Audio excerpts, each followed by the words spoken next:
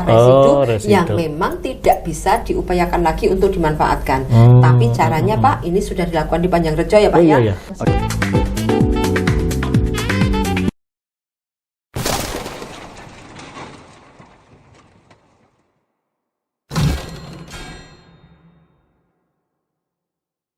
Assalamualaikum warahmatullahi wabarakatuh. Salam jumpa lagi bersama OTT dengan Mufti. Sobat OTT Literasi, pada kali ini kita akan berbincang-bincang dan ngobrol bareng. Di samping saya sudah hadir Ibu Dr. Trianik Widyaningrum. Betul Bu ya? Betul sekali Pak Mufti. Iya. Bu Dr. Trianik ini perlu Sobat OTT ketahui bahwa beliau ini juga dosen pendidikan biologi. Nah, pas kebetulan Bu Dr. Trianik ini dengan timnya itu ikut serta dalam hal tim pengabdian tentang penanggulangan sampah. Nah, jadi persoalan kita sampah lagi dan sampah lagi. Nah, sekarang gini Bu Dr. Trianik, saya langsung aja nih, langsung to the point gitu ya. Biar Sobat OTT bisa langsung oh ini toh poinnya begitu. Gini Bu Dr. Trianik, ngapain sih Bu Dr. Trianik itu ya? Dosen, kemudian ikut-ikutan menjamah sampah. Kan kita tahu dulu ya, memang sampah jadi persoalan tidak hanya mungkin di Jogja, di Bantul, hampir di seluruh dunia bahkan mungkin. Yang ngapain kemudian orang-orang seperti Bu Trianik itu kemudian kok ikut sama-sama menjamah sampah itu? Ya begini Pak Mufti, pasti di rumah Pak Mufti juga banyak sampah ya Pak ya. Jadi kenapa ini saya juga dengan tim ada Pak Arif dan kawan-kawan itu mencoba menanggulangi sampah, terutama ini di Desa Panjang Rejo kemarin ya. Di Panjang Rejo itu ternyata di sana itu enggak Bu, posisi Panjang Rejo itu utara Jogja, selatan Jogja, timur, barat. Jogja bagian selatan Pak, Bantul.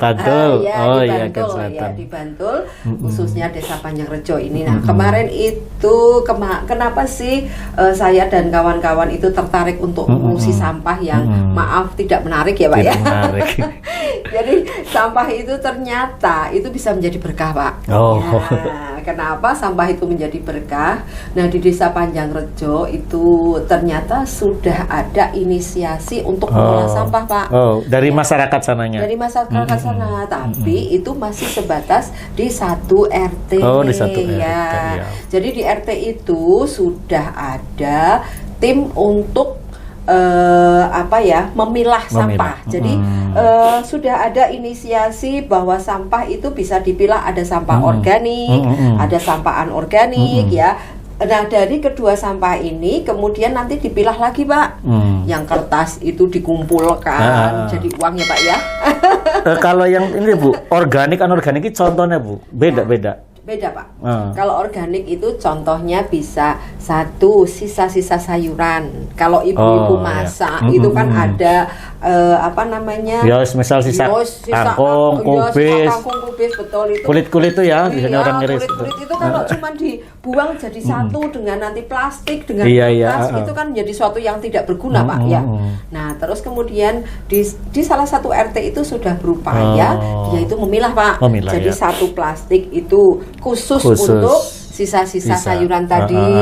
Satu plastik itu yang plastik ya Pak ya, anorganik, terus termasuk di situ ada kaca, ada besi ya toh. Kalau orang sini bilang beling mungkin ya. Iya, beling betul. Beling itu kan kalau ini ya gelas pecah, jadi beling tidak berguna. Tapi ternyata itu nanti kalau dikumpulkan itu bisa jadi bahan untuk daur ulang Pak. Iya, jadi nanti dipanaskan lagi bisa digunakan untuk membentuk sesuatu, misalnya ya kalau buat wadah itu untuk tembakau itu loh Pak, asbak. Bisa dibuat untuk jadi asbak. Terus kemudian kalau yang sama sekali tidak bisa digunakan itu adalah plastik resek Pak. Oh, plastik kresek. Iya. Padahal itu limbah yang paling oke. Ibu-ibu itu kalau belanja itu kan malas ya Pak ya, bawa plastik nanti terus nanti di pasar itu pasti dikasih plastik. Plastik itu memang praktis Bu, alat bungkus. Oh, mungkin apa ngemincuk tuh loh. Nggak mincuk lah Pak, kalau mincuk kan bisa daun ya Pak. Oh iya deh. Ya, nah plastik itu ini yang sekarang itu jadi masalah Pak. Oh, ya, karena apa? Karena plastik itu nantinya cuma dibuang. Nah, apalagi Pak ini kalau kesadaran masyarakat untuk membuang sampah di tempatnya itu kurang. Misalnya daerah di sana itu di daerahnya dia yang ogah buang sampah di tempatnya itu ada sungai Pak. Nah, tinggal gitu aja buang di sungai. Jadi sak plastik itu diikat buang sungai berenang. Kan senono lagune Bu, dayoe teko gitu kan. Apa? Gelarno kloso, klosone bodol kan gitu kan. Terus apa? Klosone bedah, tambah lo jadah. Jadahe mambu. Pakake asu toh. Ya asune mati buang kan. Lagu itu menginspirasi berarti kalau yang nggak berguna itu dibuang ke kali ya Pak ya. Kleru kleru Pak. Iya. Kali itu praktis ya Bu, kenter terus tinggal kenter sudah. Tapi kita tidak tahu ya Pak ya. Nanti di pojokan yang di situ airnya tidak mengalir itu menumpuk sampah plastik itu bahaya Pak, bisa bikin penyakit. Ya. Karena plastik itu sendiri tidak bisa didaur ulang. Ketelan ikan gak ikannya mati mungkin ya. Iya. Oh enggak lah Pak, enggak doyan lah Pak. Cuman ini nanti kalau itu plastik itu tertimbun ya, kan jadi pendangkalan ya Pak ya. Yang mati ikannya itu bukan karena plastiknya Pak. Jadi pendangkalan sungai itu nanti menyebabkan bakteri yang ada di dalam sungai itu bekerja merombak sampah-sampah itu, oksigennya dipakai untuk merombak itu, walhasil ikannya kekurangan oksigen Pak. Jadilah dia kok terus jadi dawa-dawa ngono kuwi. Akibat tekan iwak-iwak bareng. Iya memang itulah Pak. Jadi kalau pendangkalan sungai itu dapat menyebabkan kematian bagi ikan itu karena itu. Karena jadi tumpukan sampah yang sudah tidak berguna itu tadi toh Pak. Nah, itu di daur istilahnya didegradasi. Padahal sampah itu tetap punya nilai ekonomis ya. Nilai seni juga mungkin ada ya, nilai seni. Bisa juga Pak. Kalau contohnya itu loh Pak, bekas aqua. Botol aqua itu kan ya plastik Pak. Sekarang bagaimana Pak Mufti sampai nggak lihat itu? Oh iya barber toh. Maksudnya sekarang sudah pintar orang-orang untuk membuat botol-botol minuman mineral itu di dilubangi tengahnya, terus dikasih tanah Pak, tanah yang sudah dikasih pupuk untuk pot-pot gitu ya. Pot-pot itu untuk nanam ya misalnya sawi, terus kemudian bisa juga seledri, cabai. Nah, itu salah satu manfaat dari botol-botol bekas air mineral tadi ya Pak ya. Kalau yang kecil-kecil itu yang seperti gelas itu mungkin perlu ya Bu ya, tambahan juga mungkin. Perlu enggak sih masyarakat itu juga dididik untuk kreatif yang kayak gitu itu tadi. Tidak hanya Pak. Sudah ya. Di Panjangrejo itu sudah tahu bahwa minuman mineral dari gelas itu bisa dibuat jadi pot. Jadi pot. Kalau nggak jadi pot itu bisa dipotong-potong jadi bunga Pak. Jadi bunga hias nanti dicat. Punya nilai ekonomis. Punya nilai ekonomis ya. Jadi itu tadi sampah jadi lah ya Bantul lagi ono program apa ini Bantul ki bebas sampah. Ya itu bupatinya kemudian ini Bu Tiani itu program dari LPPM atau gimana dari LPPM kebetulan kemarin itu LPPM menyelenggarakan bekerja sama dengan Bantul, khususnya di DLH-nya ya, Dinas Lingkungan Hidupnya itu berupaya untuk mengenolkan sampah di Bantul. Ya. Nah, caranya bagaimana ya itu tadi ada pemilahan, terus kemudian ada sosialisasi untuk masyarakat yang belum sadar itu Pak. Ya, tapi memang sedikit demi sedikit ya Pak, tidak bisa langsung. Jadi gitu kan ya. Mungkin yang di Panjangrejo misalnya sebagai prototipe misalnya, prototipe RT yang kan harus ketok tular toh. Betul. Ada pengembangan. Iya, pas kami itu melaksanakan pengabdian itu perwakilannya itu ada 3 dusun Pak. Oh 3 dusun. 3 dusun. Nah 3 dusun itu terdiri dari beberapa RT, tapi yang dipakai untuk pertemuan itu hanya 2 RT, 2 RT. Iya. Nah 1 RT itu memang sudah jadi percontohan. Jadi di situ sudah ada kesadaran masyarakat untuk memilah-milah itu Pak. Ya. Jadi di rumah tangga itu disediakan tempat sampah yang warnanya beda Pak. Ini untuk sampah tadi sayuran organik ya Pak ya. Terus ini sampah kertas, ini sampah kaleng atau mungkin bekas-bekas botol air mineral dijadikan satu. Bu, kalau di desa ya, kan Panjang Rejo bukan. Itu kan umumnya kalau sampah itu ya. Saya juga orang desa sih. Pokoknya sampah dibakar, pokoknya dibakar. Iya. Itu langkah bener enggak ada Bu? Atau ada tertentu aja yang boleh dibakar atau gimana Bu? Iya betul Pak. Jadi kalau dibakar itu satu polusi ya Pak ya. Iya. Polusi udara. Ada ya. Ngene gitu. Tonggo-tonggo kan nesu. Iya. Lagi jemur pakaian. Bajunya jadi sanget semua Pak akibat tetangga yang membakar sampah tanpa ini ya, tanpa istilahnya tahu lingkungannya Pak. Kita apa memperhitungkan lah ya. Betul. Padahal kadang kalau begitu dibakar kan kita tidak bisa mengendalikan asapnya kan. Jadi solusinya Pak, kalau memang mau dibakar adalah sampah-sampah residu yang memang tidak bisa diupayakan lagi untuk dimanfaatkan. Tapi caranya Pak, ini sudah dilakukan di Panjang Rejo ya Pak ya. Iya. Jadi tempat sampah itu disambung pakai tobong yang tinggi Pak. Iya. Jadi nanti buangan asapnya itu langsung ke langit gitu. Harapannya tidak menyebar di sekeliling lingkungan. Kalau sekeliling lingkungan kan jadi polusi ya Pak ya bagi tetangga. Nah itu di Panjang Rejo sudah ada di sana itu satu rumah yang dimanfaatkan untuk tempat itu tadi. Tapi menampung. itu juga khusus, tidak semua sampah pakai bruk itu dibakar. Sudah dipilah tadi Pak. Sudah dipilah. Kemudian di belakang rumah itu rumah yang direlakan untuk apa istilahnya pembakaran sampah tadi, pemusnahan bank sampah. Bank sampah. Nah di bank sampah itu belakangnya sudah dibuat pupuk Pak, sampah-sampah organiknya sudah dibuat pupuk. Caranya ya kalau sebenarnya kalau ideal. Nah pas pengabdian ada juga nggak Bu yang itu pelatihan pupuk gitu? Betul ada Pak. Kami melatih juga untuk pembuatan pupuk cair. Pupuk cair. Pupuk cair itu pakai ember double Pak. Jadi embernya itu bertingkat. Ember yang bawah itu nanti dipasangi keran Pak. Nah, ember yang atas itu di lubang-lubang ya. Terus kemudian bawahnya juga di lubang-lubang. Yang ditampung untuk pupuk cair itu adalah limbah dari buah. Buah. Nah, ada limbah dari buah. Buah busuk itu. Iya, buah-buah yang sudah diafkir itu Pak.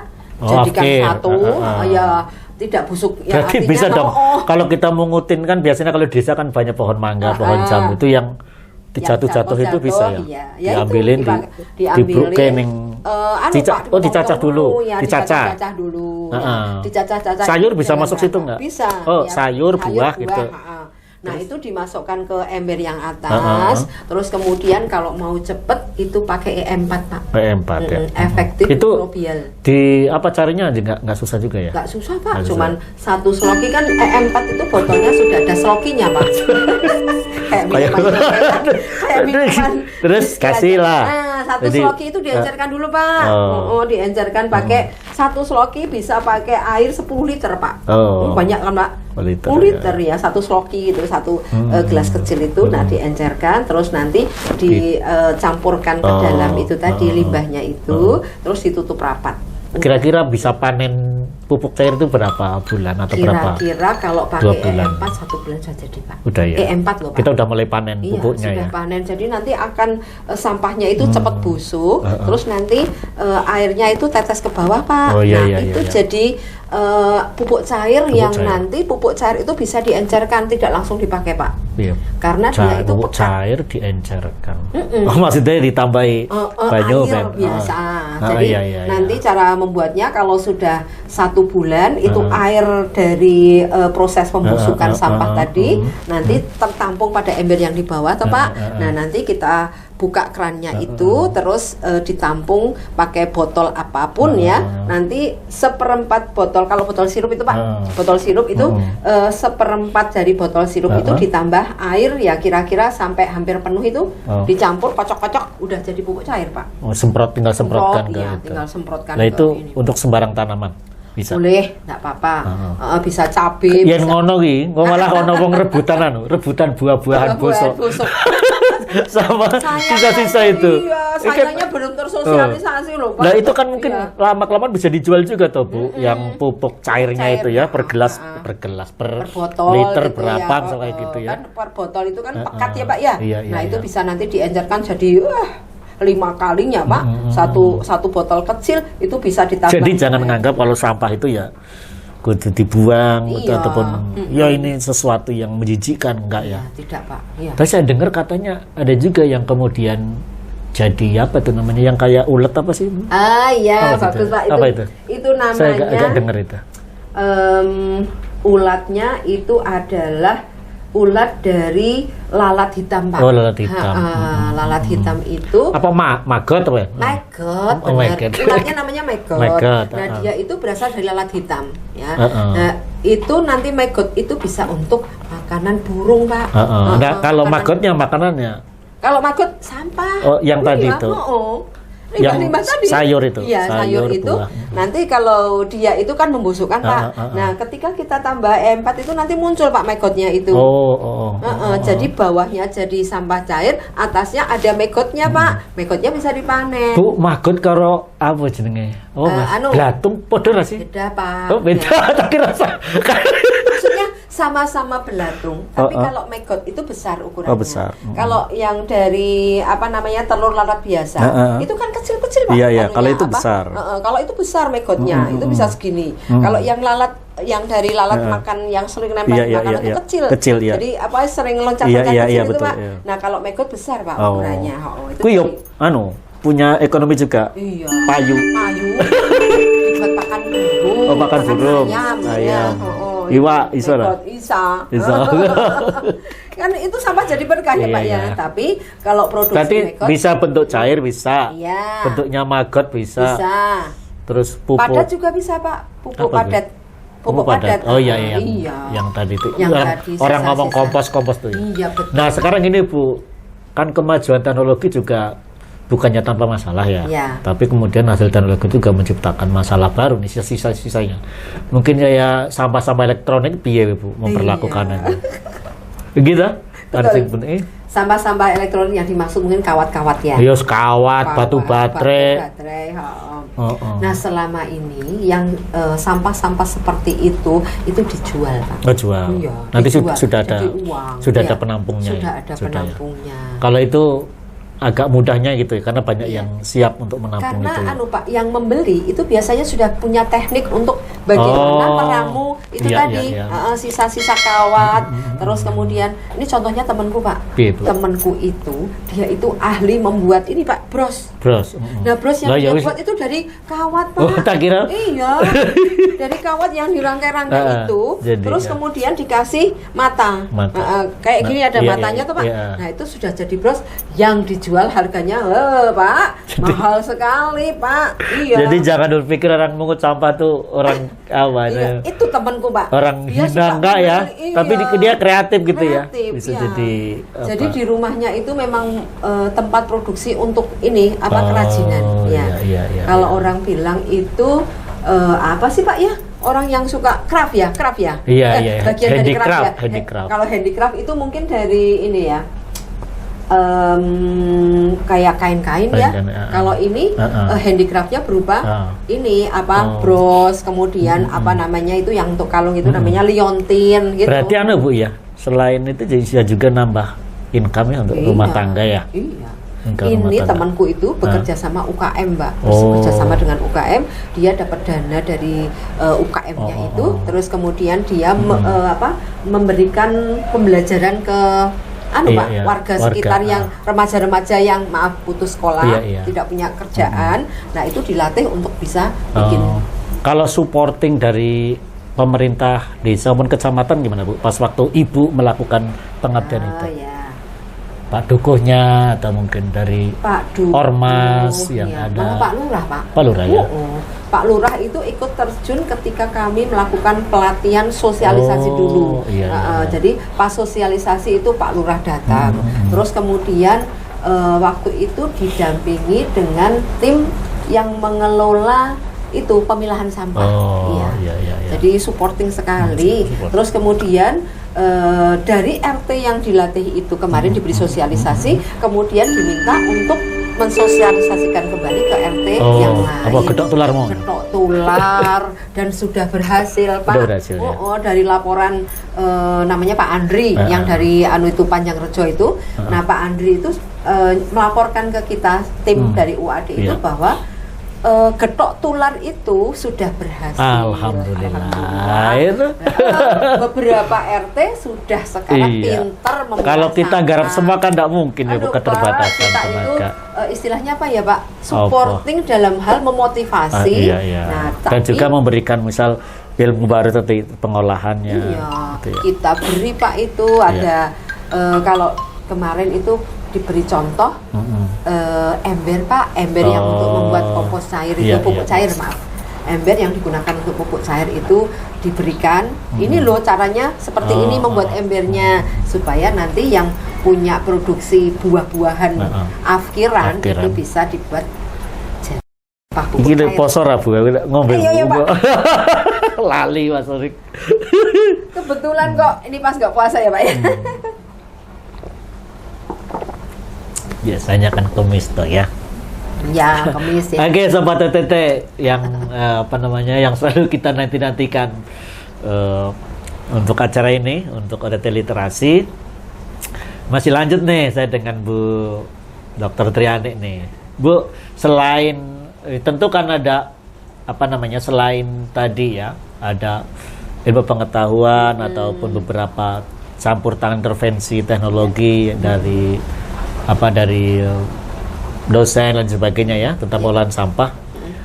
Ada produk secara akademik enggak yang dari maksudnya dari pengabdiannya itu? Oh iya, Pak. Jadi gini, Pak. Di UAD itu kan ada hilirisasi, hilirisasi. Ya. Jadi kalau dari pengabdian masyarakat itu diharapkan selain masyarakatnya yang produktif, dosen juga produktif. Yaitu dengan cara menulis hasil laporan itu, baik itu nantinya dalam bentuk tulisan yang akan disubmit ke jurnal, bisa juga nanti LPPM itu menyiapkan seminar nasional, Pak. Jadi biar lebih luas lagi ya spektrumnya ya, karena jadi, mungkin ada orang baca kayak gini tuh caranya kan gitu kan. Betul ya. Selain itu juga nanti bisa membantu kenaikan jabatan jadi bisa naik. Kita beruntung ya, Pak ya, sudah bekerja sama dengan masyarakat, dapat amal ya, Pak ya, karena ilmunya sudah disebarkan. Yang kedua, kita juga bisa meningkat itu jabatan akademik juga dapat itu, Pak. Iya. Fulus. Efek dominonya luas. Jadi memang sebagai dosen itu kita harus punya sekarang catur dharma, Pak. Catur. Tidak Bukan hanya tri. Dharma. Jenengan kan masih Bu Tri. Bukan Bu Catur. Bu Catur ya. Betul ya. Itu kalau saya itu diberi nama Tri karena anak ketiga, Pak. Ya. Kalau sekarang itu catur dharma. Selain penelitian, pengabdian, pengajaran, sekarang ada AIK, Pak. Apa? Islam. Al-Islam Kemuhamadian. Itu nah, pas sosialisasi sampah ada nggak masukan tentang AIK? AIK, ada, Pak. Ada ya. Itu apa? Kebersihan sebagian dari iman. Oh iya. Tadi mungkin ya sampah berkah itu. Iya, sampah berkah. Kebersihan sebagian dari iman, kita bisa sodakoh ya, Pak. Sodakohnya apa, Pak? Sampah. Ya. Jadi yang paling utama itu ya, Bu, ada perubahan mindset ya. Iya, kira-kira poinnya apa, Bu, perubahan mindset dari masyarakat tentang sampah itu yang perlu. Mungkin kemudian masyarakat lebih luas itu berubah pandangannya tentang sampah itu. Mungkin dari Ibu ada poin-poin. Kalau dari tingkat rumah tangga sendiri, rumah tangga, ya, kita sadar bahwa ternyata sampah yang sehari-hari produksinya banyak itu bisa menjadi berkah dengan cara tadi ya, dipilah-pilah gitu tadi ya, Pak ya.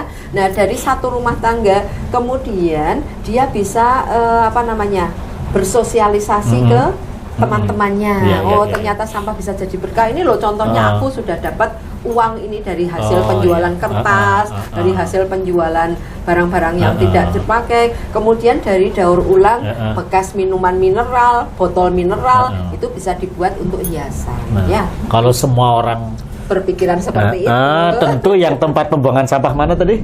TPA Piungan kalau di Jogja itu bisa akan menurun. Jadi tidak jadi masalah lagi yang kemarin belum lama itu TPA Piungan ditutup gara-gara sampahnya menggunung, belum ada orang yang apa istilahnya mendaur ulang sampah-sampah itu. Oh iya Bu, yang terakhir nih, itu mesinnya larang atau Bu? Coba nih, katanya ada ya Bu ya? Betul. Barangkali kalau masa sih cuma satu RT yang punya, kan bisa jadi kalau mungkin harganya tidak terlalu ngetos Bu? Iya, harganya agak memang mahal Pak. Mahal. Ya, contohnya di Panjangrejo itu baru punya dua sih Pak. Dua. Tapi ya itu tadi. Tapi itu bisa mengampu satu desa enggak yang dua itu? Kalau satu desa enggak cukup Pak. Iya, satu dusun paling. Panjangrejo aja. Mungkin untuk pemerintahan Kabupaten Bantul perlu nih pengadaan. Kemarin begitu Pak. Kemarin pas rapat dengan tim UAD bertemu dengan DLH Bantul, bertemu dengan Pak Lurah, itu kita diminta bekerja sama dengan bank. Oh itu. Khususnya Bank BPD, nggak promosi loh ini. Iya, BPD. Tapi Bank BPD itu nggak apa-apa kan, nanti bisa masuk sini BPD. Bisa masuk sini dari BPD. BPD itu ternyata sudah mensupport dana untuk itu Pak, satu mesin. Satu mesin pemilah sampah itu salah satunya dari Bank BPD. Nah kemarin juga Pak Lurah menyampaikan kalau bisa lagi pendekatan lagi, minta dana lagi, maksudnya supporting dana dari jadi harus disengkuyung bareng ya, swasta maupun pemerintah. Iya, biar jadi nanti dapat lagi mesin-mesin itu Pak yang bisa dimanfaatkan. Ya nanti besarnya itu adalah bisa untuk mengolah sampah yang ada di TPA Piungan. Ya. Oke, Sobat OTT semuanya, jadi sangat kompleks ternyata manfaat tadi. Ada yang bisa pupuk, ada yang magot. Magot. Ada juga kemudian nilai ekonomis, nilai seni, dan sebagainya, tergantung nanti tingkat kreativitas warga. Tentu Bu Triani dengan timnya, saya kira jangan berhenti, terus diketok tularkan agar kemudian Bantul bisa bersih dari sampah ya, seperti arahan dari ini Pak Bupati Bantul. Sampah zero, zero sampah, supaya bisa nantinya semuanya termanfaatkan ya Pak ya. Mungkin untuk Sobat OTT di daerah Jogja, barangkali ada yang ingin ada pelatihan ataupun sosialisasi, bisa lah ya menghubungi di UAD ya, LPPM gitu. Nanti mungkin bisa jadi LPPM akan menurunkan tim ke sana untuk melakukan pelatihan bagaimana mengolah, memilah sampah tadi ya Bu ya, dengan cerdas. Terima kasih Bu Dr. Triani atas OTT literasinya pada hari ini, dan juga terima kasih untuk seluruh sponsor. Ini sponsor semua Bu dari OTT ya. Ada banyak, dan juga untuk Sobat OTT semuanya kita bisa akhiri, dan jangan lupa subscribe, share, dan juga like untuk OTT. Makasih banyak. Assalamualaikum warahmatullahi wabarakatuh. Waalaikumsalam warahmatullahi wabarakatuh. Ya.